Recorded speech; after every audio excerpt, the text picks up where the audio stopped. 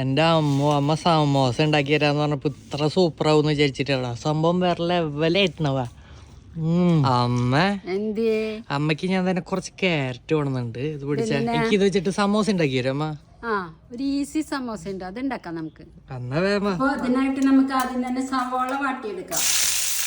കുറച്ച് ഇഞ്ചി വെളുത്തുള്ളി പേസ്റ്റ് ഇട്ട് കൊടുക്കാം, കുറച്ച് കറിവേപ്പില ഇട്ട് കൊടുക്കാം. ഇതെല്ലാം വാടി വന്നിട്ടുണ്ട്.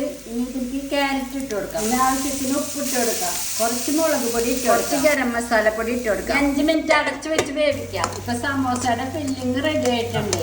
സമോസ ഉണ്ടാക്കാനുള്ള മാവ് കുഴച്ച് വെച്ചിട്ടുണ്ട്. ഇനി പരത്തിയെടുക്കാം. സമോസക്കുള്ള മാവ് ഗോതമ്പ് പൊടിയും കുറച്ച് മൈദപ്പൊടിയും മിക്സ് ചെയ്ത് കുഴച്ചെടുത്തതാണ്. ഇനി ഇത് സെന്റർ കട്ട് ചെയ്തെടുക്കാം. ഇനി ഇതിങ്ങനെ കോൺ ഷേപ്പിൽ മടക്കിയെടുക്കാം. ഫില്ലിങ്സ് ഇട്ട് കൊടുക്കാം, ഇങ്ങനെ മടക്കി ഒട്ടിച്ചെടുക്കാം. ഇപ്പോൾ ഓയിൽ ചൂടായിട്ടുണ്ടെങ്കിൽ നമുക്ക് വറുത്തെടുക്കാം.